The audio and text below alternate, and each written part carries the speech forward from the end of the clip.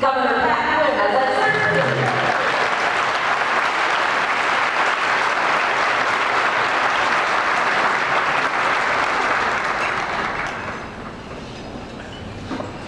Thank you very much. It's such an inspiring sight to see so many business owners and people committed to growing jobs in our state. I saw the videos before we began speaking, and as far as I'm concerned, small business means big business for Illinois.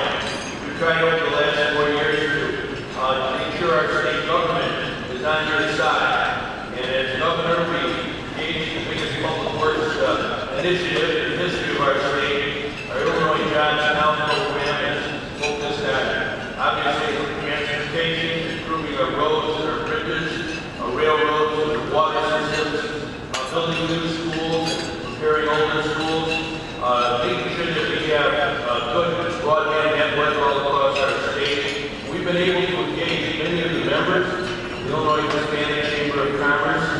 We've together gone to other places around the world. Traveling with members of your organization to China, to Brazil, to Mexico, and it's important that we show the flag of the Illinois Hispanic Chamber of Commerce. All the businesses that are connected with this great organization has grown by such leaps and bounds over the last few years. I read this morning that every 30 seconds there is a Latino turning 18 years old in Illinois.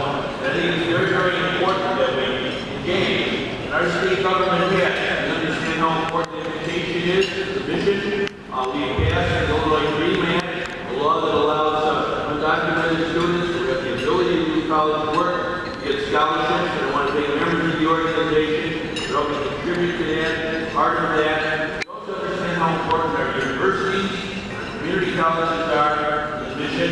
I want to thank Omar Ruke for serving on the board of Northeastern University, very important university in our state. I think it's also important that we understand that working together with our financial institutions is vital to your success. I used to be the state treasurer of Illinois some years ago, and you can't have capitalism without capital. And so it's so inspiring to see our financial institutions realize that it's important to engage with businesses, smaller businesses, to mentor them, help them with their access to credit.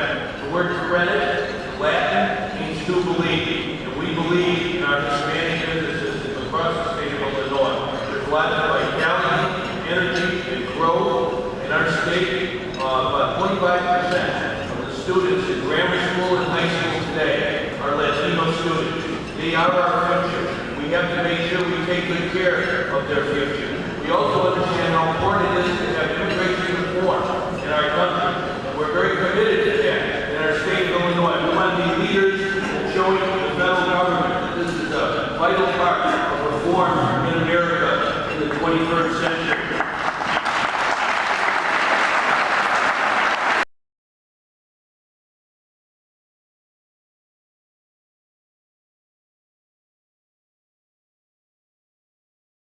Organizations in Illinois and one of the most important Hispanic business associations in the country. So all of you have to do is look around this room, obviously, to see the impact that all of you are making. Just happy to be here this morning. Omar is having, obviously, his impact to Chicago and Hispanic business community. So please join me in welcoming Omar Ruke, the President and CEO of the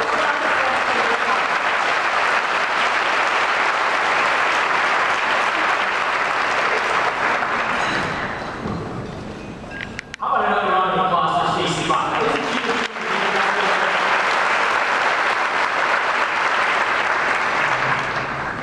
Good morning once again, and thank you for being here.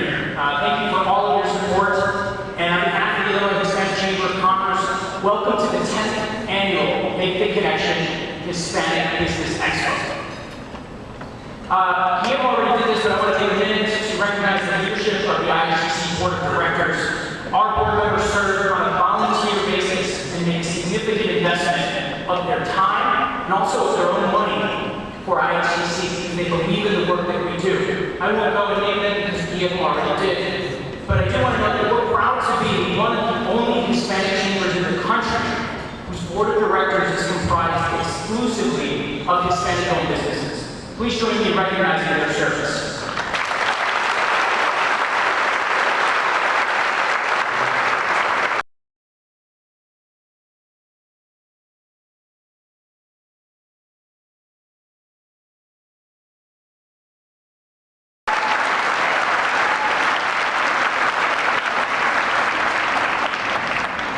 Thank you, Stacey. It's a pleasure to be here. I'm honored to be here with you today at the Hispanic Business Expo being breakfast. I think the theme of making connection is most appropriate for the time we live in today. And it's wonderful to be back in this great city of Chicago, where I was here in June for the Middle Conference. The city and the community did such a wonderful job of hosting that conference. For the few minutes I have with you today, I'd like to talk about supply diversity at AT&T and doing business with AT&T.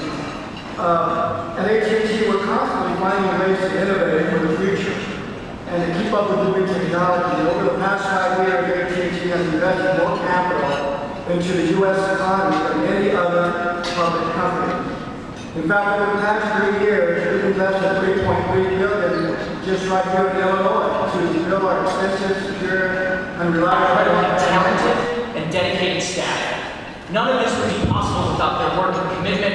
Please join me now in recognizing and appreciating their work.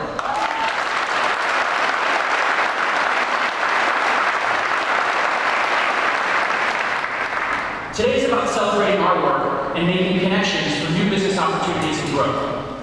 In a few minutes, we'll be saluting 8 of our members who combined have grown by more than $339 million since 2008. Today, more than 5,000 participants will connect with 150 exhibitors, and 1,200 attendees will attend 11 free educational workshops offered as part of the Hispanic Business Expo. But this morning, I want to talk about why I think the work we do at the Illinois Hispanic Chamber of Commerce, the work that many of you support, why that work is so critical, and what's at stake. The Hispanic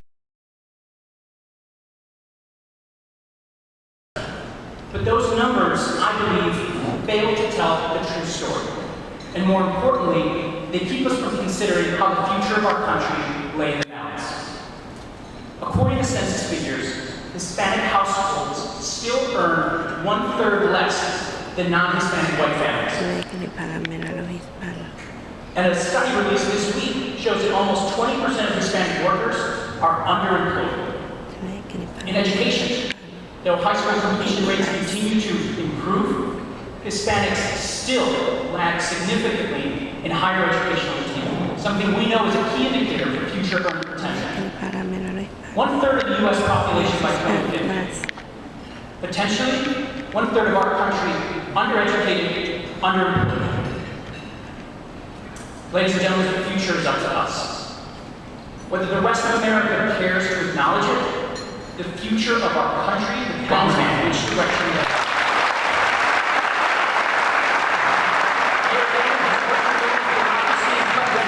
Businesses in Chicago, making it easier for individuals to open new businesses right here.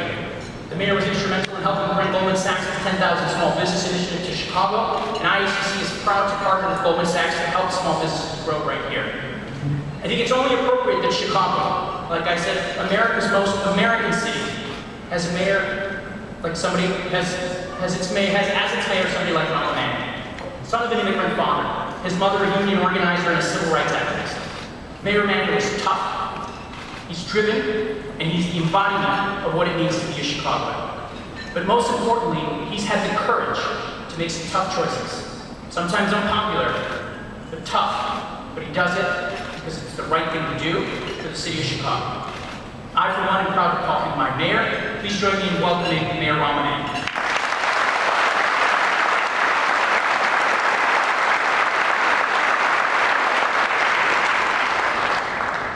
Thank you, Omar.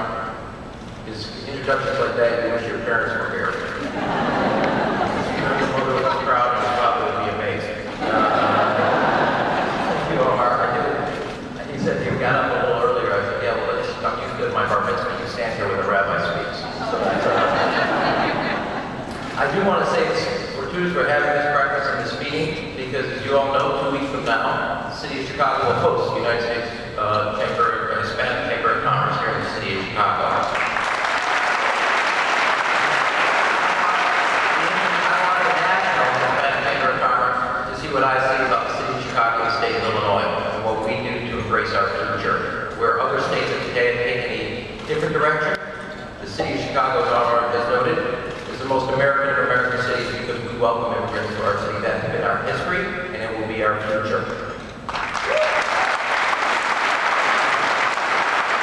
It's also unique that they're here because I don't know if anybody noticed this last week. There was a report out. I know two people noticed it, both the governor and I, which is that in the last year we made major changes in performance place in the city of Chicago and marketing it. The city of Chicago went from 5th in the sense of best city to go have a convention to 2nd for the